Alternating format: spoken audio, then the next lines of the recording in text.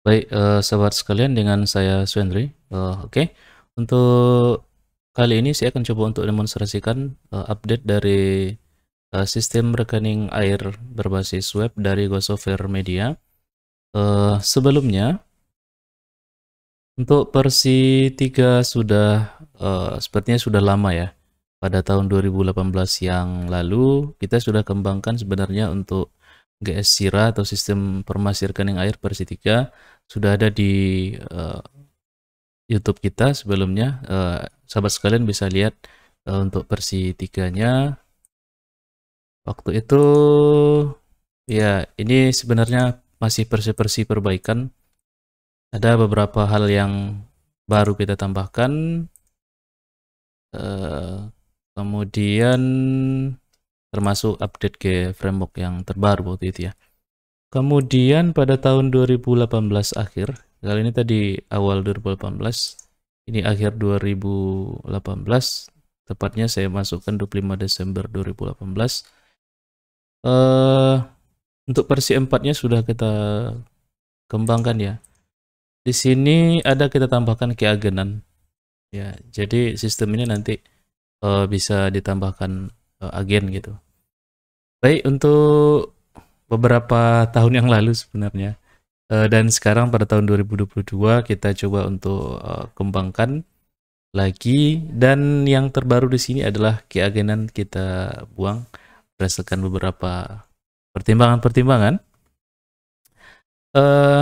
Ini bentuk baru dari sistem rekening air yang kita kembangkan. Mohon maaf apabila ada kesamaan nama, tidak dimaksud apa-apa atau tidak ada maksud lain. Ini hanya sebagai contoh saja. Ya, mudah-mudahan nanti bisa juga kerjasama dengan nama yang mungkin ada ya kan. Di sini saya ada username dan password untuk login seperti biasa sebelumnya. Kemudian kita sudah tambahkan menu baru di sini, sudah terintegrasi dengan gerbang pembayaran Midtran. Nanti sahabat sekalian bisa lihat di website resminya. Ada pembayaran di sini. Kemudian misalnya kalau ingin bayar bisa masukkan nomor pelanggannya. Misal ini saya contohkan. Kemudian sudah otomatis untuk mencari berdasarkan nomor yang diinginkan, misalnya sudah otomatis kita buat di sini satu berapa. Seandainya tidak ditemukan, maka sistem akan menolak untuk memunculkan tagihannya misalnya. Jadi nanti pelanggan yang mengunjungi sistem ini bisa melakukan pembayaran sendiri dengan beberapa metode pembayaran. Misalnya di sini saya coba untuk proses, kemudian akan dilanjutkan. Ini masih di dalam sandbox ya, jadi masih testing. Kemudian di sini nampak berapa jumlah tagihan yang dimilikinya, dan tagihan ini sifatnya secara keseluruhan. Jadi pada saat ini beberapa tagihan-tagihan kita lihat di sistem rekening air itu hanya bulan berjalan saja bisa. Kalau ini kita buat full, artinya berapa tagihannya akan ditotalkan dan wajib membayar secara keseluruhan gitu. Misalnya di sini lanjut, dan ini bisa dilihat sesuai dengan pembayaran yang berlaku di gerbang pembayarannya. Jadi bisa banyak, bisa melalui Lava Group, Indomaret, sampai ke kartu kredit atau kartu debit. Oke, kita coba untuk login terlebih dahulu. Apa yang baru? Yang baru pertama untuk dashboardnya sudah kita perbaiki, kita sesuaikan dengan perkembangan. Walaupun ini sebenarnya kita gunakan Bootstrap versi 4. Sebenarnya sudah ada versi 5, tapi kita mengikut template ini ya. Untuk nantinya bisa sahabat-sahabat lihat untuk template yang kita gunakan di bagian dashboard ini. Kemudian di sebelah kiri menu utama ada bagian tagihan, kemudian pembayaran, dan master. Sini ada wilayah, golongan. Untuk wilayah kita gunakan seperti persis sebelumnya. Kemudian begitu juga golongan. Masih 3 level, ada level 1, level 2, dan level 3. Ada beban, kemudian tempo pembayaran tanggal berapa setiap bulannya. Kemudian denda keterlambatan misalnya berapa setiap bulannya. Ini per bulan keterlambatan ya, per bulan keterlambatan. Kemudian untuk pelanggan juga sudah kita sempurnakan, kita perbaiki beberapa kelemahan-kelemahan. Selanjutnya di bagian sistem juga ada untuk setting, ada tanggal Misalnya tanggal berapa terakhir pembayaran hingga dia dianggap denda. Kemudian untuk jabatan penandatangan di faktur. Selanjutnya ada NIP-nya misalnya, kemudian ada juga backup di sini. Laporan seperti sebelumnya juga ada tanggal pembayaran sampai berapa, kemudian wilayah-wilayah mana. Dan seluruh wilayah juga bisa cetak langsung ke printer, bisa Excel, bisa juga PDF. Kemudian ada informasi yang digunakan mungkin untuk operator berbagai cabang di sini. Informasinya bisa nanti ditampilkan seluruh operator yang menggunakan atau mungkin billing bisa menyesuaikan dengan informasi yang ada. Selanjutnya ada juga user yang digunakan ada 3 level, administrator, operator, kemudian ada billing. Selanjutnya akun ya untuk login kita sendiri di sini ya. Kemudian untuk tagihan misalnya yang baru di sini adalah ada generate tagihan. Nah, generate tagihan ini apabila seandainya pada bulan tersebut tidak dilakukan pencatatan secara manual atau mungkin ada yang tidak tercatat, maka bisa kita generate, maka akan disesuaikan dengan tagihan pada bulan sebelumnya gitu kan. Jadi nanti misalnya bulan April 2022 pada saat ini ternyata misalnya di bulan April ini tidak ada pencatatan secara manual, maka bisa di-generate. Nanti tagihan akan muncul di bulan April ini sesuai dengan tagihan di bulan sebelumnya.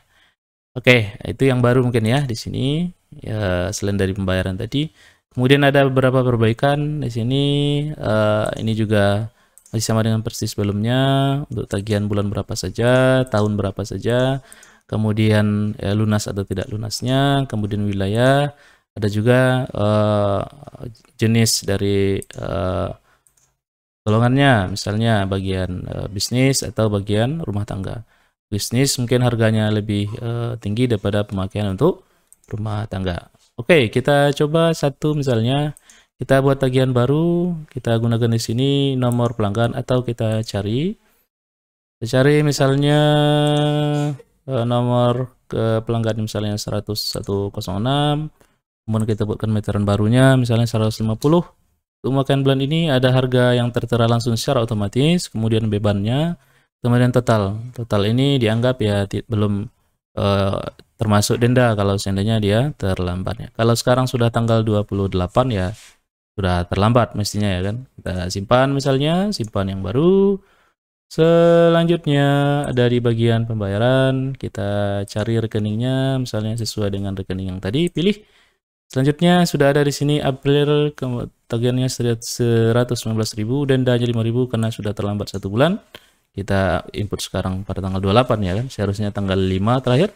Total 124, kemudian kita bisa bayar cash, untuk di dalam sistem bisa bayar cash, sedangkan di luar sistem bisa menggunakan gerbang pembayaran meteran misalnya. Ini saya anggap 125.000, kemudian kita proses lanjut. Nanti akan dilakukan pencetakan. Di sini pop-up-nya mungkin secara default-nya tidak bisa memunculkan karena di blok tadi. Tapi ini menggunakan pop-up. Seandainya tadi sudah diaktifkan akan muncul cetak gitu. Ini tadi pembayaran dari misalnya yang nomor 106.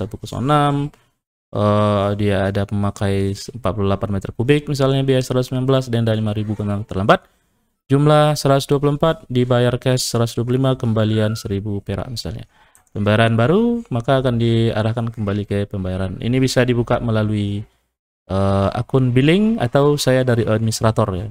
Kalau operator tidak bisa melihat pembayaran, dia hanya bisa menginput tagihan atau beberapa menu di bawahnya kecuali bagian pembayaran. Jadi pembayaran hanya bisa dilihat oleh level billing ya.